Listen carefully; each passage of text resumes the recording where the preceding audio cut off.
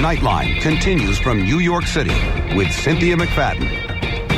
We turn now to the hit television show Lost, which will reach a much-anticipated conclusion on ABC this Sunday night after 6 mysterious seasons. It got us thinking about other finales that arrived amidst pomp and circumstance, some delivering on the hype, others falling flat. Jeremy Hubbard hits rewind in tonight's Sign of the Times. They're the pop culture events that unfold right in our living room. The TV series finale. After devoting week after week for years to our favorite show, bidding farewell to those blockbuster series becomes a national pastime. More than 52 million people tuned in for the final episode of Friends. Seinfeld, 76 million. 80 million tuned in for the final episode of Cheers. And then there's MASH. More than 106 million people tuned in to watch Hawkeye say goodbye to BJ. When the fat lady sings on our favorite TV show,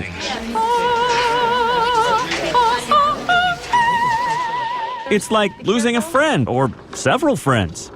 If that falls off the truck, it wouldn't be the worst thing.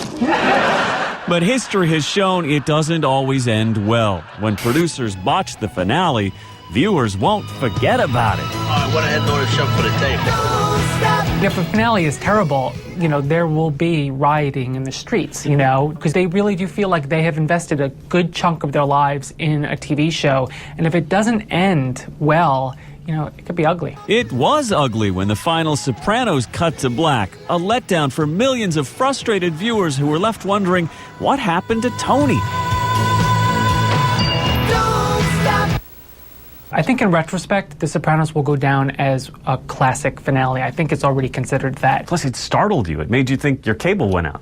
Right, and that was, to my mind, the last really genuinely surprising TV experience. Others have been surprisingly bad experiences. Remember Roseanne? In the last few moments, we discover the whole show had been a figment of her imagination. St. Elsewhere? Turns out an autistic child had dreamed up the whole thing in his head. I think there is now a moratorium on the dream ending. I don't think anyone can really pull that off anymore, unless it's done in a really cheeky kind of wink-wink way. Of course, no list of the most disappointing finales of all time would be complete without this one. See, now, to me, that button is in the worst possible spot. Seinfeld is still assailed as one of the biggest bummers of all time. Jerry, Kramer, Elaine, and George winding up in jail?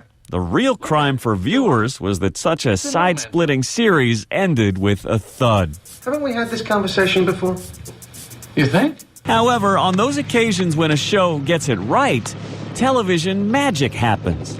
We are still talking about that MASH finale 27 years later, the most watched show in television history until this year's Super Bowl.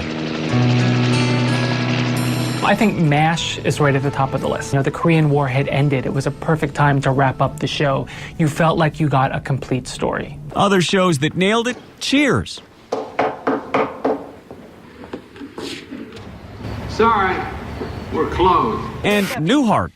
You won't believe the dream I just had. And of course, the Mary Tyler Moore Show. I think we all need some Kleenex. There's some on Mary's desk. The station was closing, everyone had to say goodbye, and it was one of those great moments, like they were saying goodbye, we were saying goodbye with them.